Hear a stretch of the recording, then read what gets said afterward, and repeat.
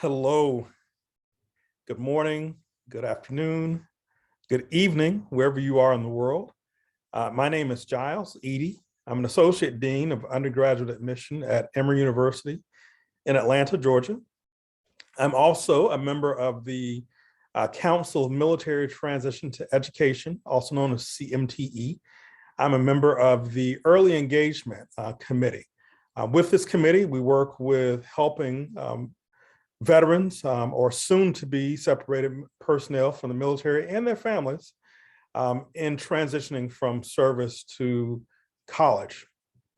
Today, I'll be speaking to you about just about everything you might want to know when applying to college for this upcoming school year or whenever you will be applying to college. As you might be aware, this is a coffee chat, so I do have my coffee here. You can see my mug there. There it is. I have my coffee here, but we're going to have a very good conversation. And this session is recorded. So if you don't want your picture on the screen, you don't have to. You can certainly mute your video and you won't be shown on the video. But this will be recorded. So if any of your friends or other places weren't able to join us, they can certainly come back and take a look at it. So today, again, we'll be talking about just about everything I think you should know about applying to college in a very condensed way. For today's presentation, we'll be talking first about how to search for a college, followed by admission characteristics, things that you might want to be aware of, and how universities might characterize themselves for admission. We'll also talk about admission plans. When I say admission plans, those are maybe the plans that you choose to apply and enter a university. Then we'll talk about selection criteria. As we say in our profession, a little bit about how the sausage is made. And then lastly, we'll do a little self-reflection on what was discussed today. So let's dive right into it.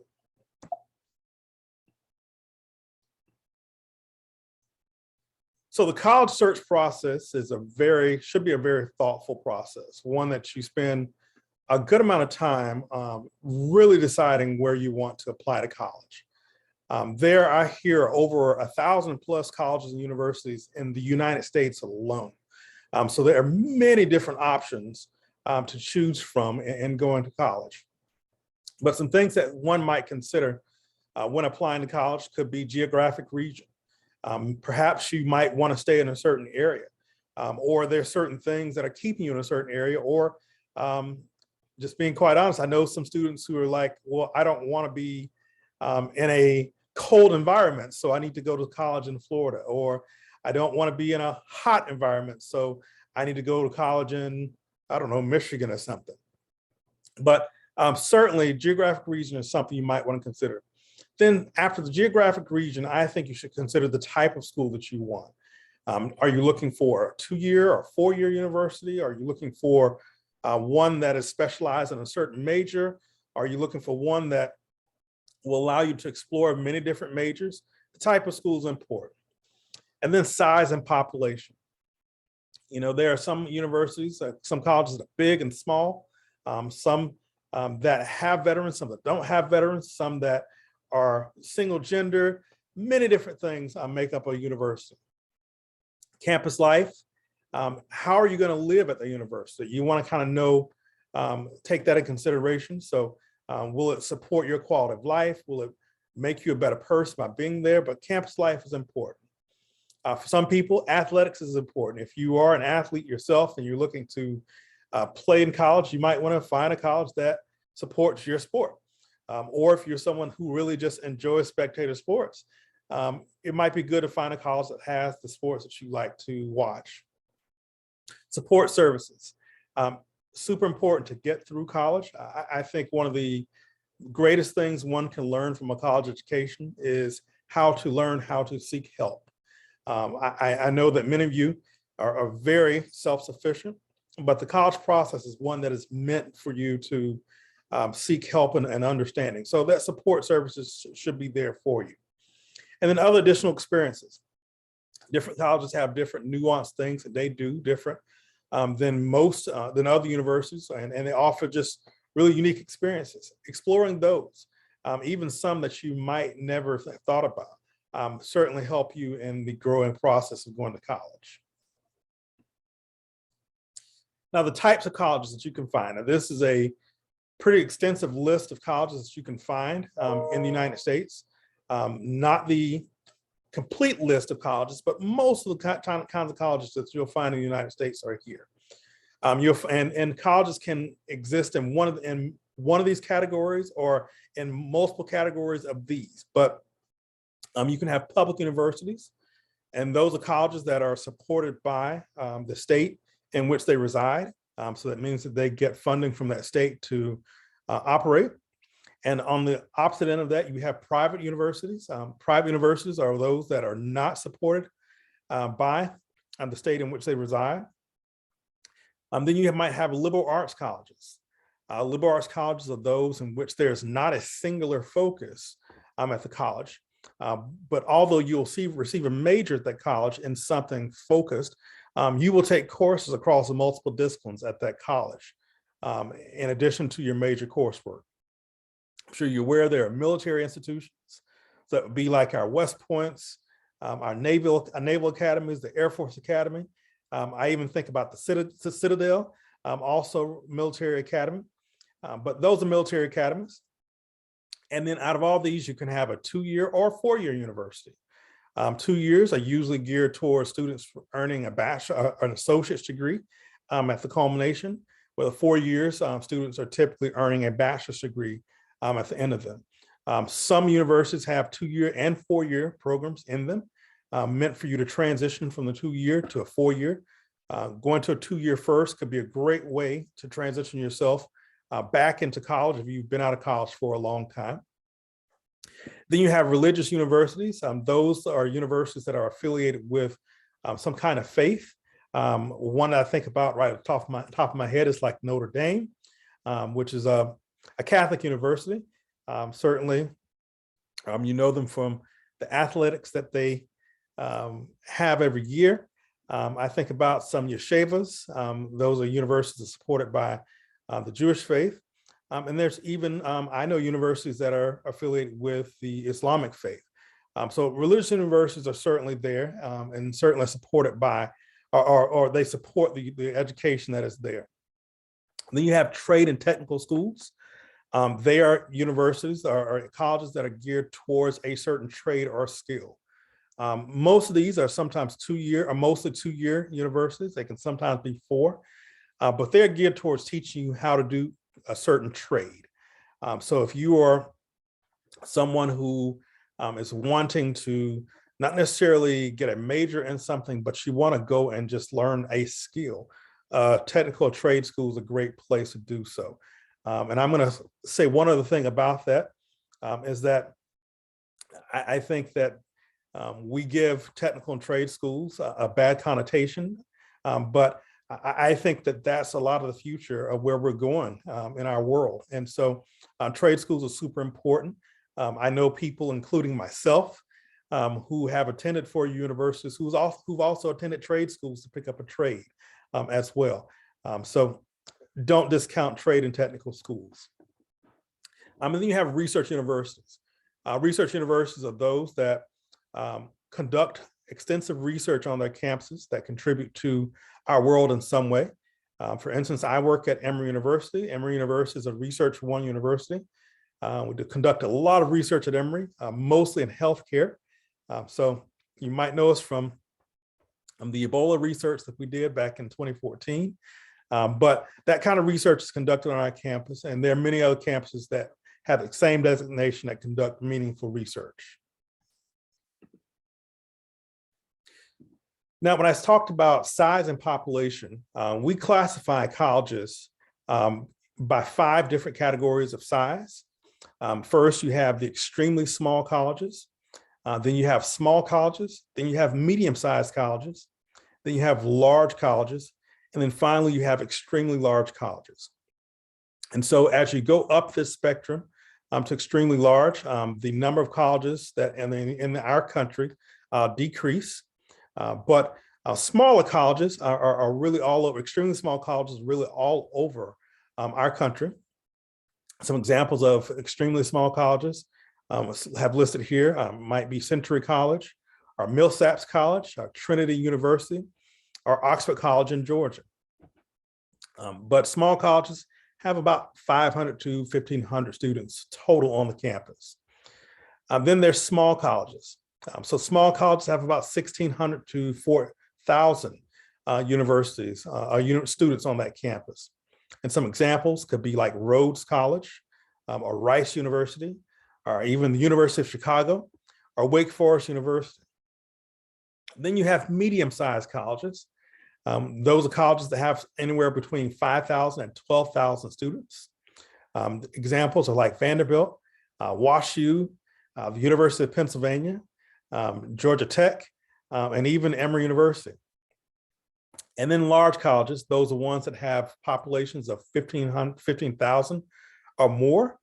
These are typically where most of your state support institutions, big state support institutions, this is where they start. Some examples could be the University of Mississippi, Clemson University, the University of South Carolina, or the University of Southern California. And then lastly, you have extremely large universities. These are the fewest of them all, but they are typically flagship universities in the states. So you have like Louisiana State University, I guess in Louisiana, but then you have the University of Georgia, located in the state of Georgia.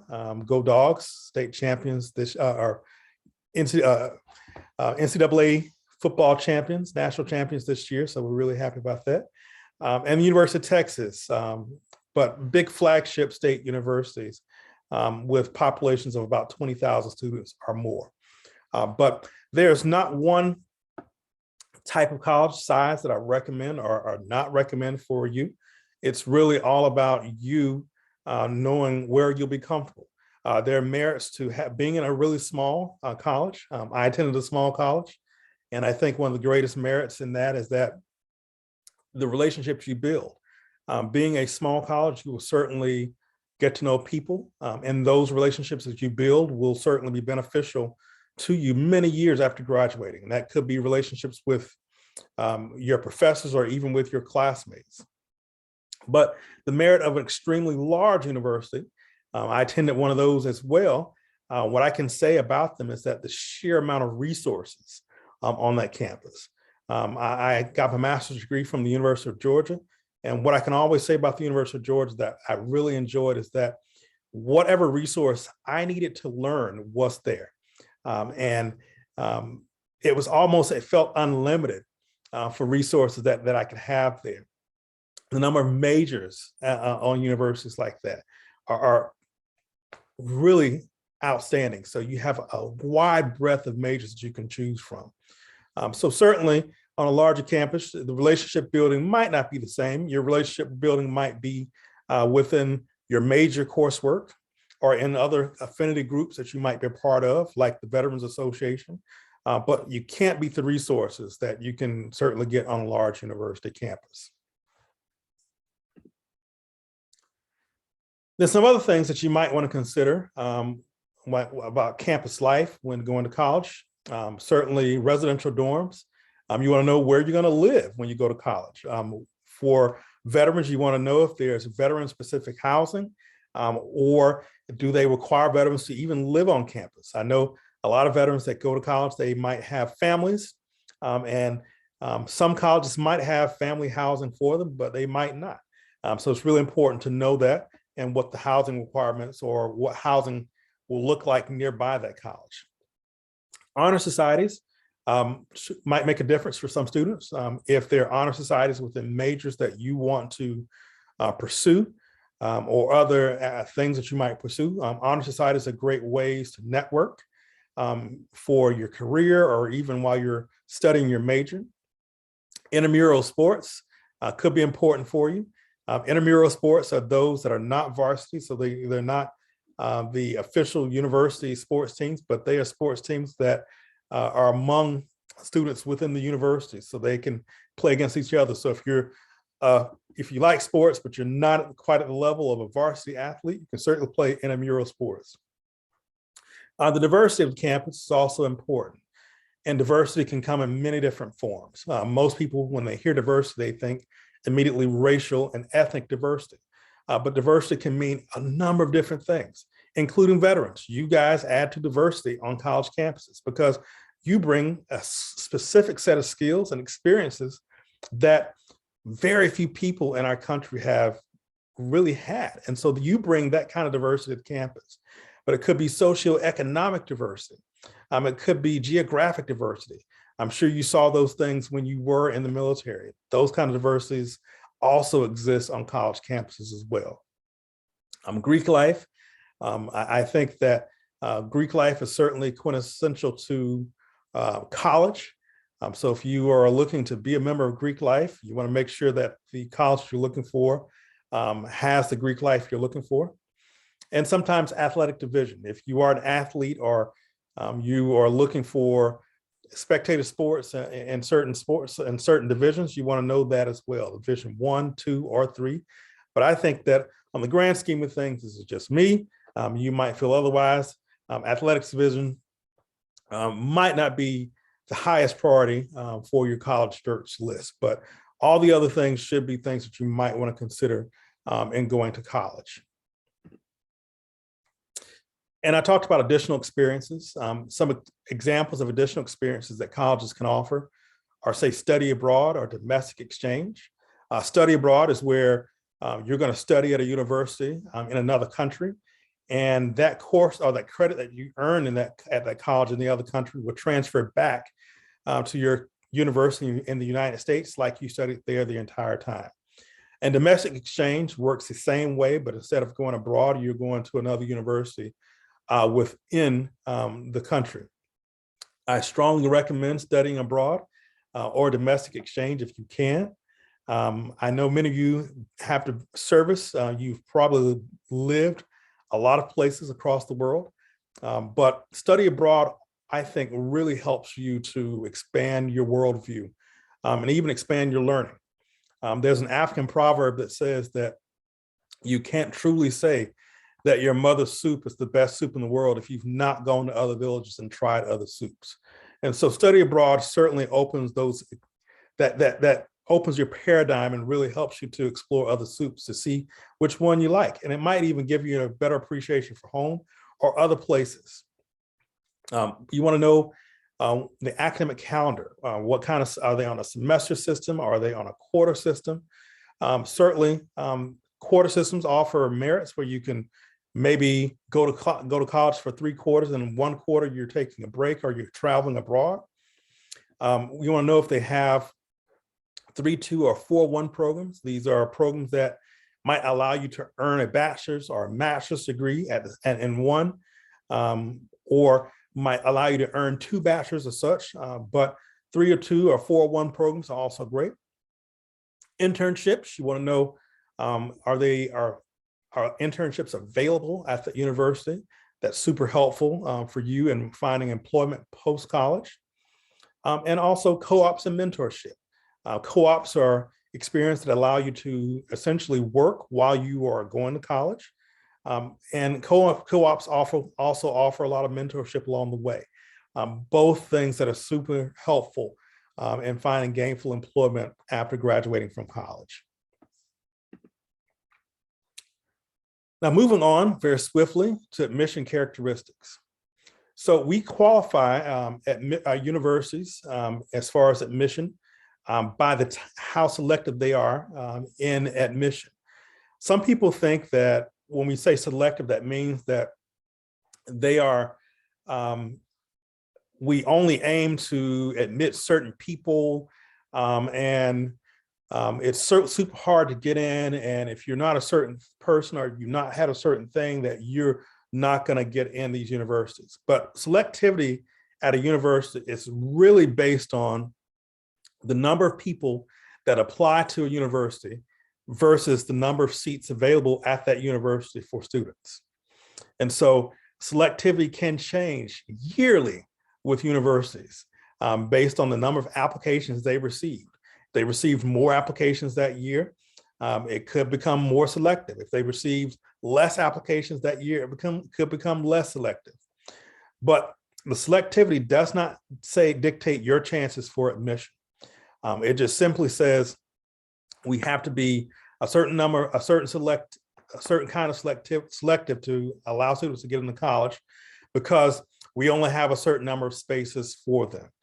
We don't want to be super selective, or not super selective, the opposite. We don't want to be so where we're not selective, where we have more people than we have available seats, and then we have things like not enough spaces in classes, and maybe not enough housing opportunities for people. We want to make sure that we are in the right place. And so all colleges are doing this calculus every year and making admission decisions.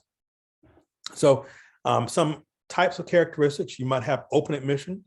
And those universities are few, but there are some where all or most students are admitted.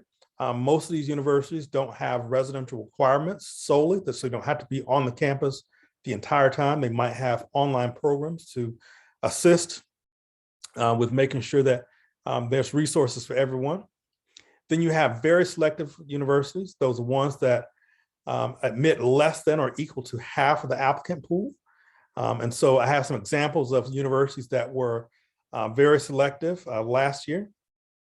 This list could change depending on what happened or what's going to happen with this upcoming admission pool.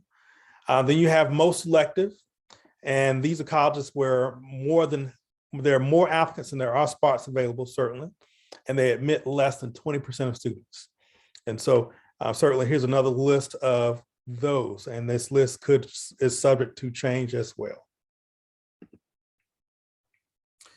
But then kind of in the middle, you have moderately selective universities, and these are universities where they admit more than half of the applicant pool.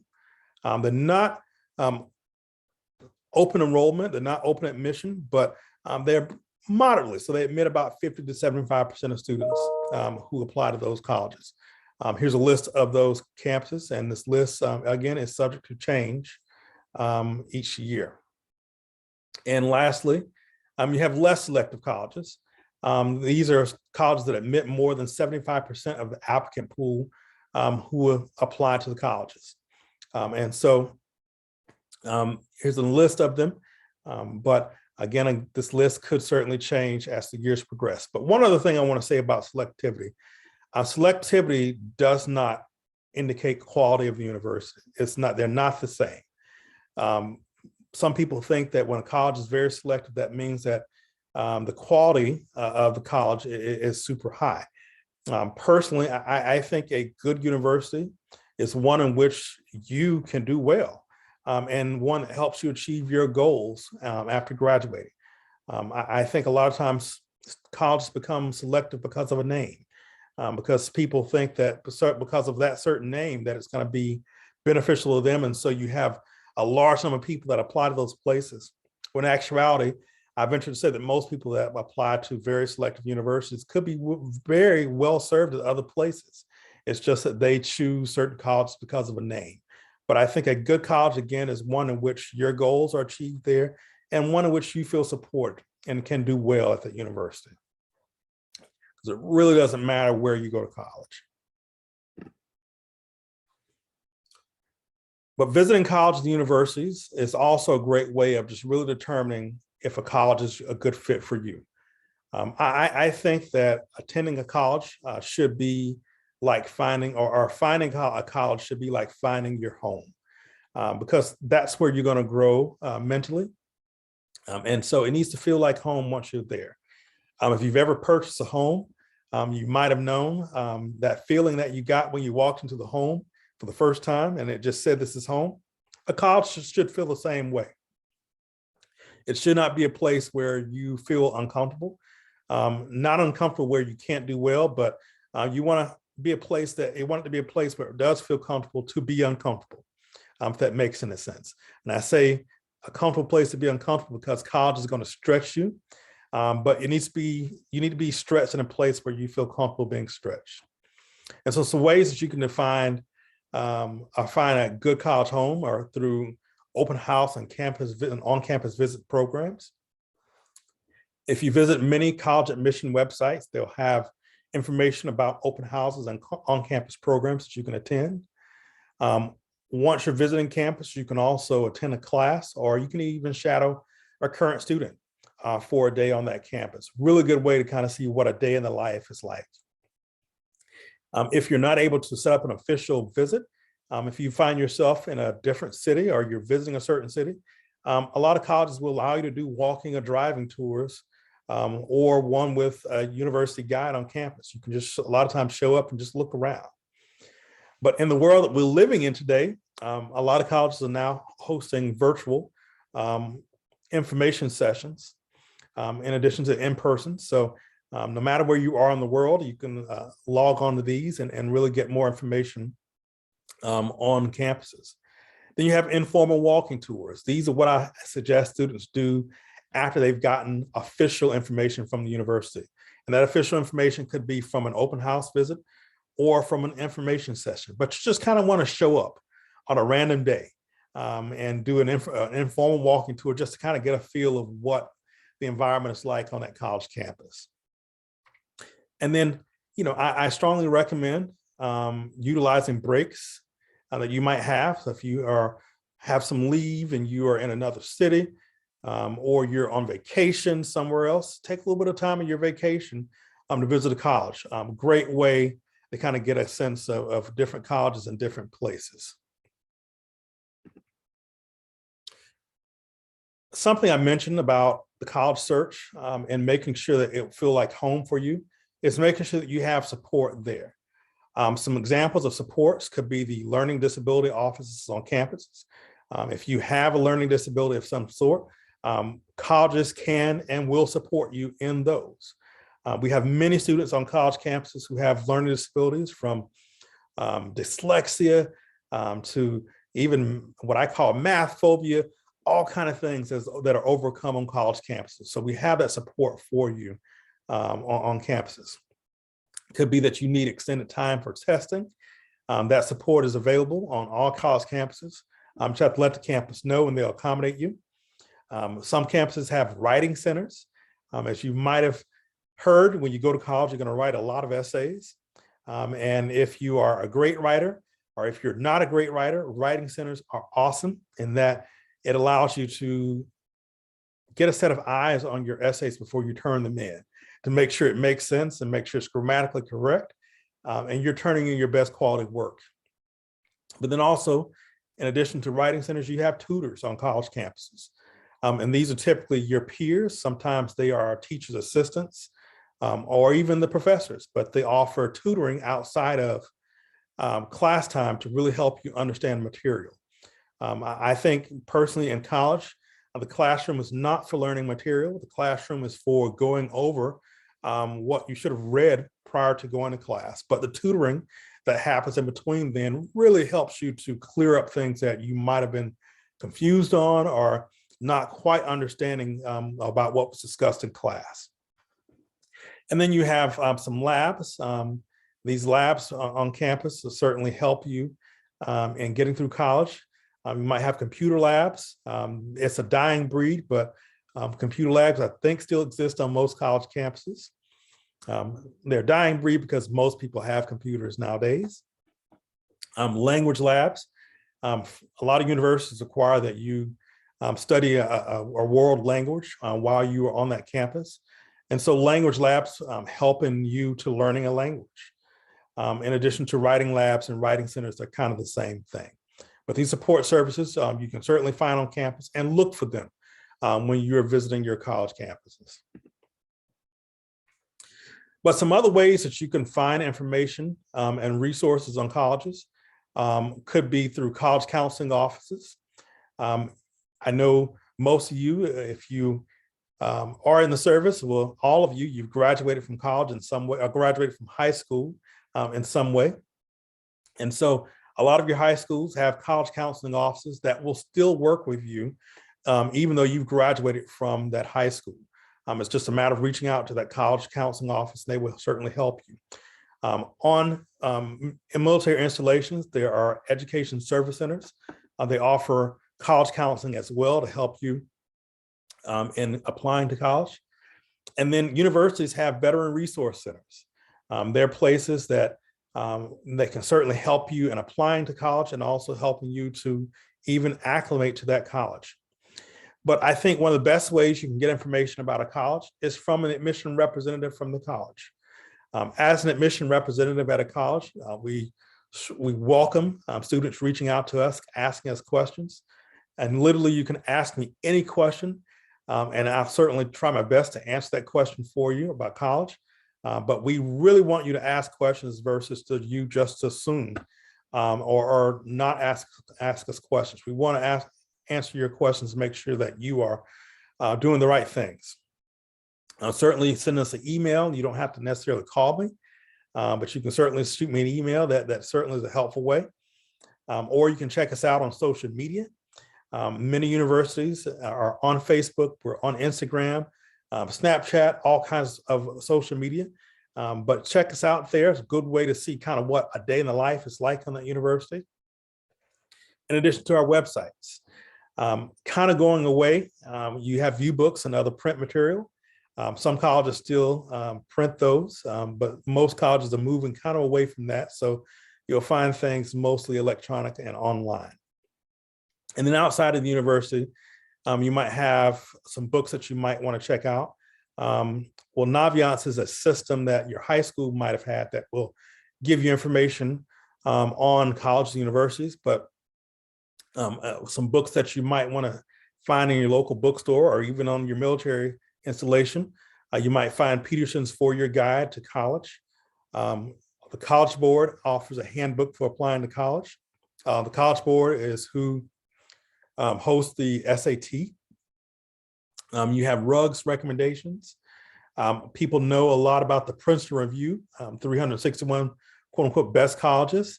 And then also the US News and World Report best colleges, but ways that you can certainly get information about colleges. Now, the admission plans. All colleges have a plan in which you have to choose how you want to apply to a university.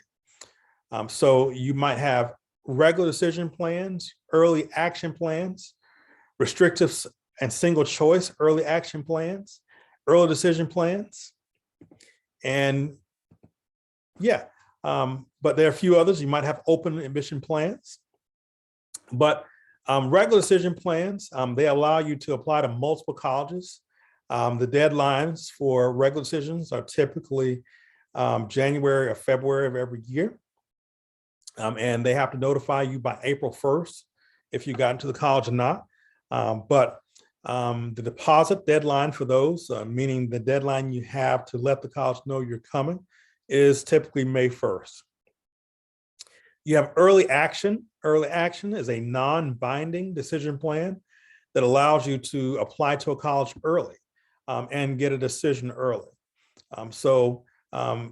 These deadlines can be somewhere around the 1st or 15th of November, with notification deadlines in December of January, but also deposit deadlines of also May 1st. Then you have restrictive or single choice early action. So these universities allow you to apply early to the university, but they restrict how many early applications that you can complete total. So that means that you can apply to multiple early action colleges, but they really limit how many you can do. But same deadlines as an early action application. And I have some examples of some restrictive and single choice early action universities listed there. And then you have an early decision deadline. Early decision is a binding decision. So that means you can apply to the college early. But what you're saying is that through a contract you're going to sign with between you, the university, and your college counseling office, is that if admitted, you're going to relinquish every other offer of admission that you may have gotten to that point, and you're coming to that university. So an early decision should certainly be your #1 college, the place that you like to go the absolute most, because if admitted, you're telling that college that you want to go there and you will be coming there. but you can only apply to one college early decision, so you can't apply to multiple places early decision. If you submit an early decision application, the other college applications that you submit should either be regular decision or early action, but they can't be multiple early decision application, only one of them, because they are binding. But the deadlines and notification periods are the same as early action. So some things that colleges might consider when making admission decisions certainly are going to be your high school record. Want to know what kind of rigor that you in your curriculum that you had in high school, maybe how well you did in your high school, and also we kind of want to know what students are doing in your high school, what the typical grade point average is in your school, what the typical rigor is in your school, and we get that information from your class profile. So I understand with a lot of veterans that might contact me about going to college. Their high school record might not have been stellar. And after service, they are outstanding students. So don't let that certainly scare you. If you did not have a stellar high school record, it might mean that you might want to take some college coursework, maybe at a two-year college or a junior college prior to applying to a four-year university, just to show your growth from military service. But certainly want to know you had a good background, be it in high school or with college coursework after service. Sometimes standardized test scores. Standardized test scores are, in theory, give us aptitude or how well your chances are of doing well at that college through the SAT, ACT, or advanced placement or international baccalaureate exams. And I say sometimes because a lot of universities, especially now, are standardized test score optional. So they don't require those test scores for admission, but certainly can give us a decent understanding of your aptitude for college. Extracurricular activities also are things that we consider. If you certainly have been in the military, that is probably your greatest extracurricular activity, but gives us certainly insight into what you'll bring to the campus and experiences that you'll bring to the campus. Maybe community service that you've done. Universities like to know that the people that they're admitting are going to give back to the world. And maybe what kind of special talents you have. So if you sing, if you dance, if you play an instrument, if you have a specific skill that very few people in the world have, we like to know that because we like to add that kind of diversity to our campuses as well. And then lastly, we want to know what people are saying about you through recommendations. So your counselors in school might write recommendations for you, teachers, employers. I've even had military or veterans submit recommendations from their direct supervisors in the military or the commanding officer to really give us a good sense of who you are and especially what you are in challenging environments like the military. Not to say that college should be I say a challenging environment like the military, but it's challenging in a different way. And we want to know how you respond in those environments.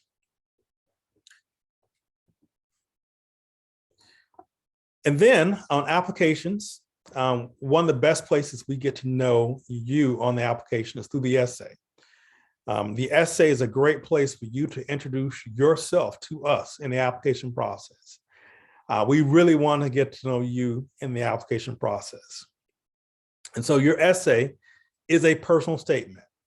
And so some questions to consider when writing a personal statement is a question to consider rather is what can the application reader learn about you that has not been illustrated in other parts of your application? So essentially, yes, we're going to see, for instance, that you served in the military, but what the application essay can do is maybe talk about what you gained from your military experience, the intangible things. May it be the teamwork that you, how to be a part of a team you learn in the military, the leadership that you learn in the military, or even the exposure that you gain in the military. That's a good place to talk about that. Just to tell us, Again, give us information about you that can't be illustrated in other parts of your application or on your resume. Kind of want to get us, again, a good sense of you in the essay. And then recommendations, the council recommendations, like I said, give an overview of you within a classroom or in context of the school. Again, if you've been out of college for a while, the council recommendation might be a little limited, and that's totally fine. Maybe the counselor that you had in high school is no longer at the school, or they retired or such, or you attended a large school where the counselor may not have known you. That's totally fine.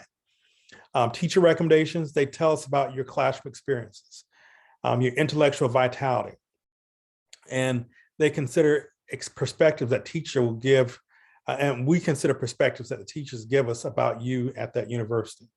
And I'll add military in this too. So if there's a mentor or an instructor you had in the military, this is a great place for them to talk about what you were like in their classroom, and maybe what you'll be like in a classroom, and talk about your strengths in certain subjects. Those are very helpful to us in admission and making admission decisions.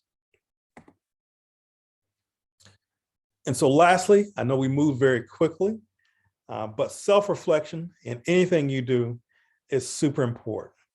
Be it this college application process, be it you're recently separated from the military, self-reflection is a good thing to do in any point in your life, so that you can learn from things that you've experienced, good or bad, and just know how to be a better person moving forward. But in self-reflection in the college application process, I think the number one thing that you can do in the application process is be organized. There are in the application process many deadlines, many moving parts, many requirements with the applications to college. And if you're not organized, you will get these things mixed up. Inevitably, it will happen. So keeping yourself organized is key. I recommend keeping a spreadsheet, if you can, of all the colleges that you like to apply to, the application requirements, their application deadlines, all that in one place so that you constantly see it, and so that you will be on time and you'll complete all the requirements for that college. You might want to consider sharing your information about applying to college with friends or extended family, or even fellow veterans or military personnel. There's certain perspectives that they can offer for you going to college, and might even help you in choosing a major that could be a good fit for you. But I think talking up is a really good way to make sure that you are, I won't say doing the right thing, but you've considered all perspectives in doing so. Take ownership of your application. We in the admission process like to see that the student applying to that college has certainly been driving their application process, because in going to college, you're going to have to drive yourself when you go to college. And we want to know that you are prepared for that. So take ownership of your application process. It is not your parents' application process. It is not your mentor's application process. It is your application process. You are the driver of it. Everyone else, they help you with the process, but you drive the application process, no one else.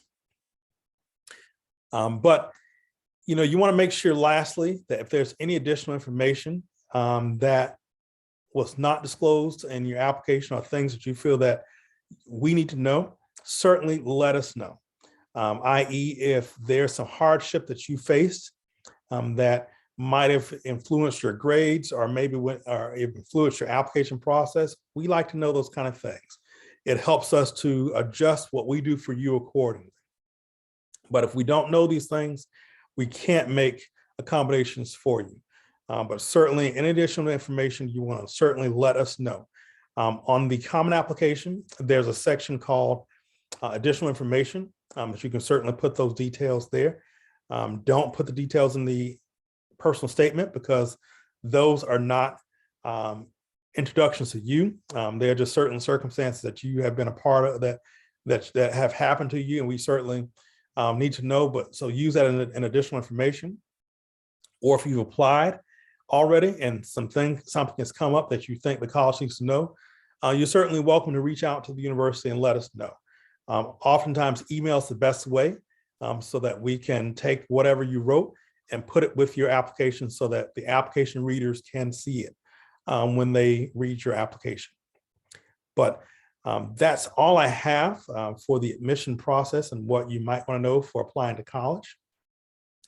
This list again is, these things are not the complete thing that you might want to know for visiting college. It's very condensed. If there's any additional information that wasn't covered, there are questions that you might have, certainly feel free to reach out to colleges that you're interested in applying to. You can certainly reach out to us with CMTE. We'll provide our contact information. We'll be glad to help you. But whatever you do, certainly reach out if you have questions or if you're unsure about the process. But I wish you all the very best in the application process. I think that there's a college for just about everyone who wants to go to one, and you are enough. I think it's important for you to know that as service members, we appreciate your service. And we know that through your service, you bring a lot to college campuses. And oftentimes I speak to veterans who underestimate what their military experiences do for them in education and higher education. Apply to those big colleges. Apply to places that you would not necessarily have seen yourself. Again, you bring unique things as military veterans and things that college campuses would love to have. And you are equipped to do it. Your military service has equipped you to do well in college. Don't underestimate it. Have a wonderful morning, have a wonderful afternoon, have a wonderful evening, have a wonderful night. Take care.